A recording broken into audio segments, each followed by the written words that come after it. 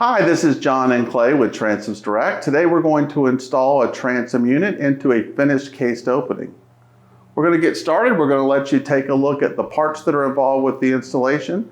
But I do want to remind you the planning section on our website has all the instructions on how to plan for the sizes and types of products that need to be ordered for this particular project. We also have a separate video that covers the U-Jamb, which is something we're going to discuss that's necessary for this project. So Clay, why don't you tell us about what parts we have involved? Well, these are all the basic components right here. Here's our U-Jamb, our jamb material. It's been assembled together into a unit. It's ready to put in the opening. Here is our transom unit. This has already also been assembled. It is ready to go. It's a model 5012, which is 60 inches long. And here's the casing we're going to need to finish out the final finishing process. That's 2 legs and 1 header piece. And then this will be the last piece that we're going to do. This is the mullion, and what this is going to do is cover up the seam between the lower U-Jamb and the upper transom unit. Okay, so on our website, everything's ordered by the Sash size. This is a 60 by 12 inch Sash that's been put into a jamb. Let's double check and make sure. One of the things you've got to do is make sure your jamb size matches your wall thickness. Let's check our wall thickness, Clay. Yeah, it's 4 9/16. Okay, and then the jamb and the transom. Also 4 9/16. Yep.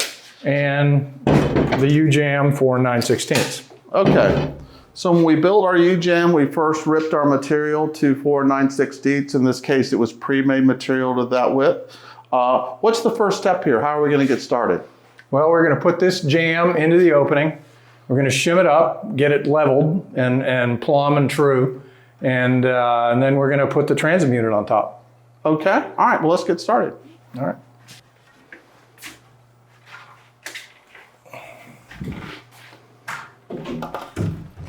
All right, the first thing we're going to do is, this is going to be set directly on the floor. So the first thing we're going to do is just make sure the floor is level, because a lot of times they're not. And you do want this head jamb to be level. Okay. So we put it directly on the floor. We're going to check this. And this is pretty much right on, so we don't have to make any modifications.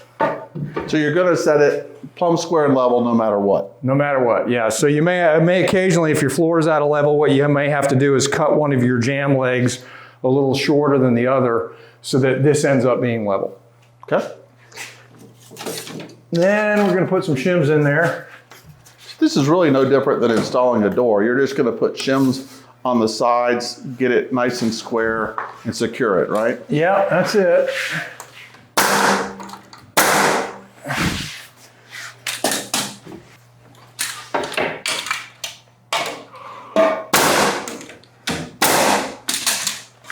Okay, so Clay's gonna finish putting these, getting this installed with the shims, and we'll return back to you and we'll throw the transom over the top. Yep.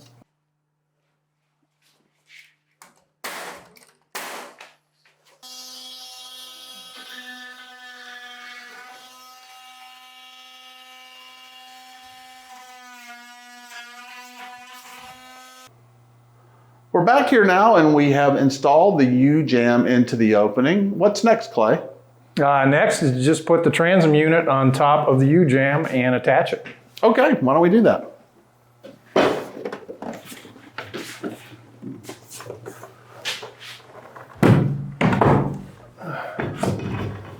All right, you want to make sure that it's flush at the front edge and that your side jambs line up with the side jambs down below. And that's pretty much what you're going to do. So the next thing I'm going to do is I'm going to nail them together. Okay. And as I do that, I'm going to close up this gap right here. I'm going to pinch that together. Put some nails in there.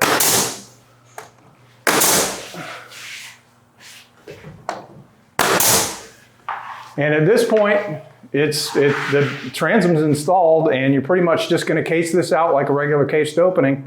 That's about all you got to do.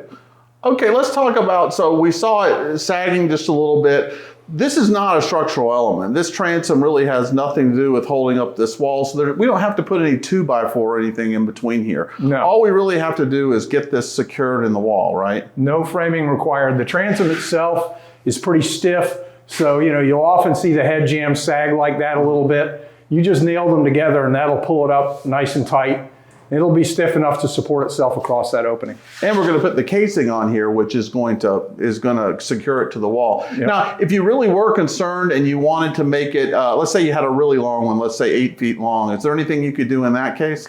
Yeah, the easy trick is just get a couple of long nails and nail it up here into the head jamb, at least temporarily. Make sure that it's straight across until you put your casing on it. Once you put the casing on, that's going to hold it in place permanently.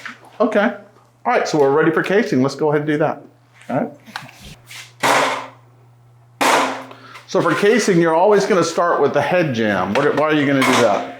Well, you just want to get it in the center, and it's easier to work the legs afterwards than it is to try and work this piece afterwards. So you get it. Now you're gonna set a reveal on that. What's a reveal? Yeah, I'm gonna set it back 3/16 of an inch from the inside edge of the jamb. That's called your reveal, which is your area for caulking. So dead in the center, 3/16 from the edge. Yes, sir. And I'm gonna nail those together. And then I will come back later and nail this piece of casing into the framing up above. But for right now, that's held in place on the transom unit. Okay. So then I'm going to do my side legs. And you can see they fit real nicely.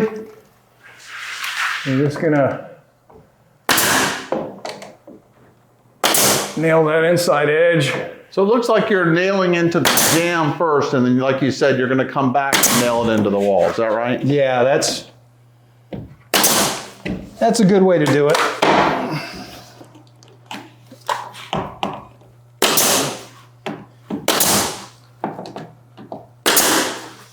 And usually we nail it about every 12 inches or so, give or take.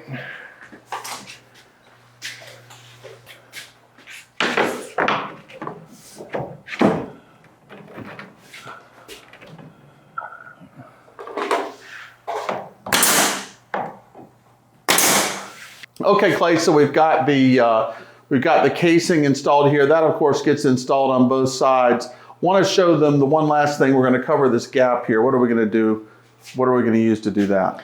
That's a piece of mullion, which is 1.25-inch-ish. That's a pre-manufactured part you can get at local lumberyard or your home center. And it's specifically designed for covering up gaps like this. Okay, so we're just going to secure that with a few nails. Yeah, that doesn't take a whole lot of nailing.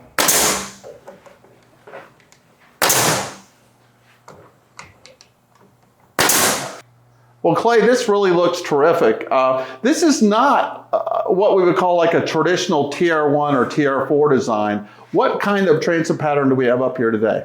What you're looking at here is a CT5, and this is one of the artisan style designs that we offer, just so that you can enhance the interior decor of your house.